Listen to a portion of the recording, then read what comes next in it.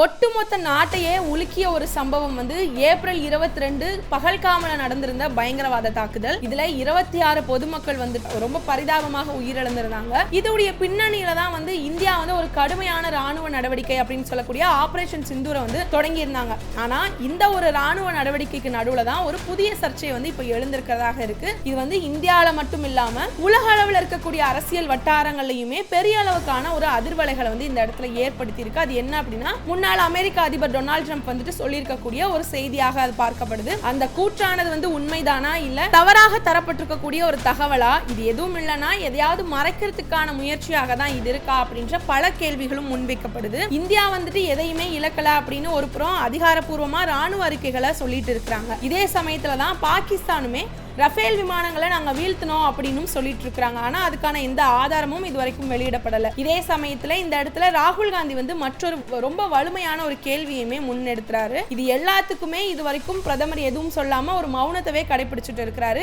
ஏன் இந்த மௌனம், எதுக்காக பதில் இல்லாம இருக்கு? இது யாரோ ஒருத்தர் சொல்லியிருக்கிறாங்க அப்படின்ற ஒரு சின்ன கருத்தா பார்க்கப்படாம ஒரு முன்னாள் உலக தலைவருடைய கூற்று அப்படின்றதால இந்த விஷயமானது உலகுடைய பார்வையில முன்னிறுத்த வேண்டிய விஷயமாக மாற்றப்பட்டிருக்கு. இந்த சர்ச்சையுடைய இருக்கிற உண்மை என்ன? ஆக நாட்டுடைய பாதுகாப்பு பற்றி இருக்கக்கூடிய விஷயங்கள்ல நம்ம எல்லாருமே இந்த உண்மையை தெரிஞ்சுக்க வேண்டிய ஒரு கட்டாயம் அப்படின்றது இருக்கிறதாகவும் பார்க்கப்படுது. இதை சுற்றி இப்ப இருக்கக்கூடிய சூழ்நிலை என்ன, அரசியல் பதில்கள் என்ன, அதோட பாதுகாப்பு நிபுணர்களுடைய பார்வை எப்படி இருக்கு அப்படின்ற எல்லாத்தையும் தான் இன்னைக்கு இந்த வீடியோல நம்ம பார்க்க போறோம்.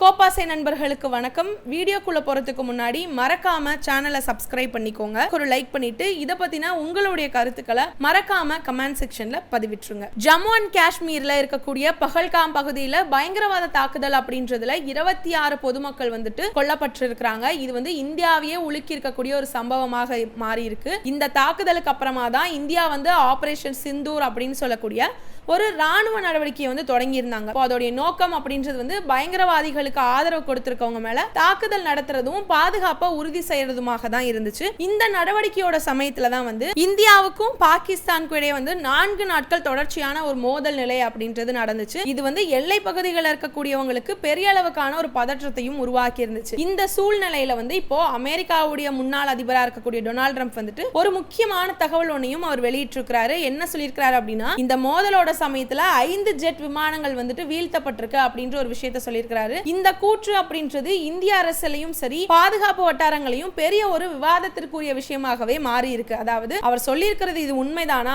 அப்படி பார்த்தோம்னா இது எந்த நாட்டுடைய விமானம் வந்துட்டு வீழ்த்தப்பட்டிருக்கு அப்படின்றத பத்தி அதிகாரப்பூர்வமான தகவல் எதுவும் வெளியாகல அப்படின்ற ஒரு விஷயம் இங்க பார்க்க வேண்டிய விஷயமாக அமைஞ்சிருக்கு. மேலும் இப்போ ட்ரம்ப் வந்துட்டு 5 விமானங்கள் வந்து வீழ்த்தப்பட்டிருக்கு அப்படின்னு சொல்லியிருக்கக்கூடிய அந்த கருத்து வந்துட்டு குடியரசுக் கட்சி சென்டர்கள் வழங்கி ஒரு நிகழ்ச்சியில தான் ட்ரம்ப் அவர் வந்து தெரிவிச்சிருக்கிறாரு. அவர் சொல்லியிருக்கக்கூடிய இந்த தகவல் அப்படின்றது இந்தியாவும் பாகிஸ்தானுடைய ராணுவங்களுடைய அதிகாரப்பூர்வ அறிக்கைகளுக்கு எல்லாத்துக்கும் முற்றிலுமே முரணான ஒரு கூற்றாக தான் இது அமைஞ்சிருக்கு. இப்ப பாகிஸ்தான் வந்து 3 இந்திய ரஃபேல் போர் விமானங்களை வந்துட்டு சுட்டு வீழ்த்தி இருக்கோம் அப்படின்னு சொல்லி அவங்களுடைய சமூக ஊடகங்கள் வாயிலாக வந்து சொல்லியிருக்கிறாங்க. ஆனா அந்த ஒரு விஷயத்துக்கு வந்துட்டு இதுவரைக்கும் வந்துட்டு எந்த விதமான ஒரு ப்ரூஃபாகவும் ஒரு புகைப்படமோ இல்ல வீடியோவோ இல்ல தெளிவான ஏதாவது ஒரு ராணுவ சான்றிதழ்கள் அப்படின்னு இதுவரைக்கும் எதையுமே வந்து பாகிஸ்தான் தரப்புல இருந்து கொடுக்கப்படாம தான் இருக்கு. அப்படி பார்க்கும்போது சர்வதேச அளவுல வந்துட்டு இந்த குற்றச்சாட்டுங்களுக்கு வந்துட்டு எந்த ஒரு ஆதாரமும் இல்ல அப்படின்ற விஷயமும் ஒரு பார்க்க வேண்டிய முக்கியமான விஷயமாக இருக்கு. அப்போ இந்த குற்றச்சாட்டுகளை வந்துட்டு இந்திய பாதுகாப்பு துறையும் சரி இந்திய ராணுவம் அதோட ரஃபேல் விமானங்களை உற்பத்தி செய்யக்கூடிய பிரெஞ்சு நிறுவனமா இருக்கக்கூடிய டசல் ஏவியேஷனும் இவங்க 3 பேருமே முற்றிலுமாகவே இந்த கருத்தை வந்துட்டு நிராகரிச்சிருக்காங்க. அப்போ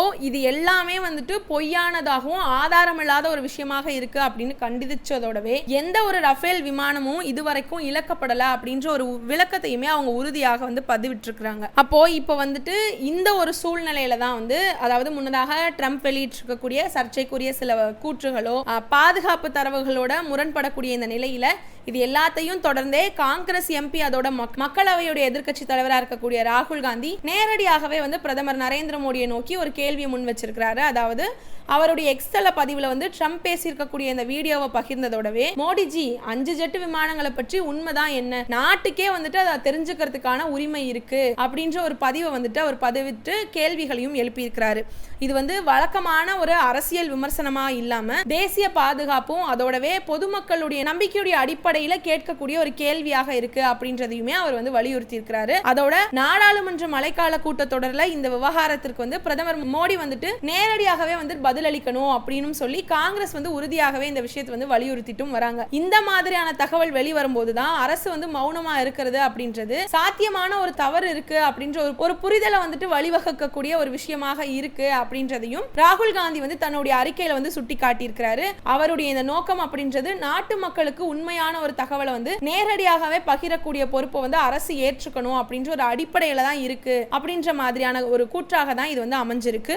இப்போ இங்க வந்து மிக முக்கியமா என்ன அப்படின்னு பார்த்தோம்னா, நம்ம நாட்டுல ஹவுடி மோடி அதோட நமஸ்தே ட்ரம்ப் அப்படின்னு சொல்லக்கூடிய நிகழ்ச்சிகள் மூலமா ட்ரம்போட இருக்கக்கூடிய நெருக்கத்தை வந்து கட்டி எழுப்புறதுக்காக முயற்சிக்கக்கூடிய பிரதமர் மோடி வந்து இப்ப இருக்கக்கூடிய இந்த ட்ரம்புடைய இந்த கூற்றுக்கு பதிலளிக்காம இருக்கிறது அப்படின்றது அரசியல் வட்டாரத்துல பெரிய அளவுக்கான ஒரு சர்ச்சையையும் கேள்விகளையும் எழுப்பிட்டே வருது. இதை குறித்து தான் வந்து ஜெயராம் ரமேஷ் அவர் வந்துட்டு ட்ரம்ப் ஏவுகணை அப்படின்றது 24 முறையா வந்து ஏவப்பட்டிருக்கு அப்படின்னு சொல்லி கடுமையான விமர்சனத்தையும் அவர் முன் வச்சிருக்கிறாரு. பிரதமர் வந்து கடந்த 70 நாட்களாக ட்ரம்புடைய இந்த கருத்துக்களை பத்தி எந்த ஒரு நிலையான அறிக்கையுமே வெளியிடல அப்படின்றது இப்போ அரசியல் அறிக்கையில மிக முக்கியமாக பேசப்பட்டு வரக்கூடிய ஒரு கருத்தாக மாறிடுச்சு. மேலும் ட்ரம்புடைய இந்த கூற்றுகளுக்கு அப்புறமா சமூக ஊடகங்கள்ல பரவி இருக்கக்கூடிய விமான வீழ்ச்சி அப்படின்ற ஒரு விவகாரம் பத்தி இந்திய பாதுகாப்பு துறையும் ராணுவமும் தொடர்ந்து உறுதியோட வந்து சில விளக்கங்களை கொடுத்துட்டு வராங்க. குறிப்பா பார்க்கணும் அப்படின்னா, பாகிஸ்தானுடைய அந்த 3 ரஃபேல் விமானங்களை சுட்டு வீழ்த்தியதா சொல்லப்படக்கூடிய செய்தியை வந்து இந்திய அதிகாரிகள் வந்து முற்றிலுமாகவே நிராகரிச்சிருக்கிறாங்க. இந்திய ராணுவ தலைவராக இருக்கக்கூடிய ஜெனரல் அனில் சௌகான் வந்து எந்த ரஃபேல் விமானமும் இதுவரைக்கும் இழக்கப்படல அப்படின்ற ஒரு உறுதியும் செஞ்சிருக்கிறதோடவே இழப்புகளுடைய எண்ணிக்கையை விடவே வந்து நடவடிக்கையுடைய வெற்றி அப்படின்றது அதோட விளைவுகளுமே வந்து இங்க முக்கியமானதாக இருக்கு அப்படின்ற ஒரு விஷயத்தையும் அவர் வலியுறுத்தி இருக்கிறாரு. அதோடவே இது வந்து ஒரு செயல்பாட்டுடைய மூல நோக்கத்தை பிரதிபலிக்கிறதாகவும் இருக்கு. இந்த பயங்கரவாத தடுப்பு நடவடிக்கை அப்படின்றது வெற்றிகரமா முடிக்க வேண்டியதுதான் நம்முடைய இலக்காகவும் இருந்திருக்கு அப்படின்றதுதான். இது எல்லாத்துக்கும் மேலாக வந்து மே 10ஆம் தேதி அன்னைக்கு இந்தியாவுக்கும் பாகிஸ்தானுக்கு நடந்த அந்த போர் நிறுத்த உடன்பாடு அப்படின்றது கூட அமெரிக்க மத்தியஸ்த முயற்சியுடைய காரணமா நடந்ததெல்லாம் கிடையாது அப்படின்னு இந்தியா வந்து தெளிவாகவே அறிவிச்சிருக்காங்க. அதுக்கு பதிலா 2 நாடுகளுடைய ராணுவ இயக்குநர்கள் இடையே நடந்திருக்கக்கூடிய நேரடி பேச்சுவார்த்தை மூலமா தான் அந்த உடன்பாடு வந்து ஏற்றப்பட்டிருக்கு அப்படின்றதுதான். அதோடவே இந்த இடத்துல எந்த ஒரு வெளிநாட்டு தலையீடையும் இந்த விவகாரத்துல இல்ல அப்படின்றத சர்வதேச அளவில் விளக்கக்கூடிய முயற்சியில தொடர்ந்து செயல்பட்டு வருது இந்தியா. இந்த நிலைக்கு ஆதரவாதான் டசல்ட் ஏவுகணையுடைய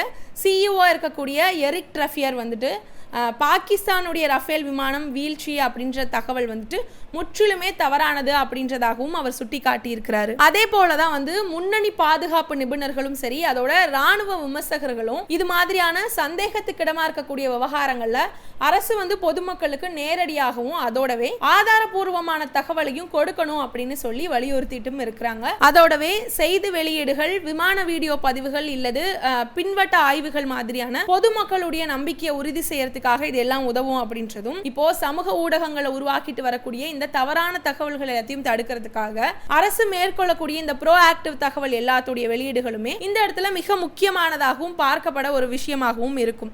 அதே போல இப்போ முன்னேற்பாடுகள் அதோட எதிர்பார்ப்புகள் எல்லாமே அரசியல் மேடையில வந்துட்டு பதில்கள் தேவைப்படக்கூடிய ஒரு விஷயமாக இருக்கு. அதாவது மோடியுடைய பதில வந்துட்டு ஆவலோட எதிர்பார்க்கக்கூடிய ஒரு சூழலாகவும் இது மாறி இருக்கு. வரக்கூடிய மழைக்கால கூட்டத்தொடர்ல வந்து பிரதமர் வந்து இந்த விவகாரத்தை பத்தி தெளிவாக பதிலளிக்கணும் அப்படின்ற ஒரு கட்டாயமும் இந்த இடத்துல உருவாகி இருக்கு. அதோடவே ஊடக கவனமும் சர்வதேச அளவில் இருக்கக்கூடிய ஒரு நோக்கமும் இந்த இடத்துல வெளிப்படுறதாக இருக்கு. அமெரிக்காவிலிருந்து வந்திருக்கக்கூடிய இந்த குறிப்பு அப்படின்னா சர்வதேச ஊடகங்கள் அதோட ஆய்வாளர்களுடைய கவனமுமே இதுல பெரிய அளவுக்கு பதிஞ்சிருக்கக்கூடிய ஒரு சூழலுமே இந்த இடத்துல உருவானதாகவும் பார்க்க வேண்டியதாக இருக்கு.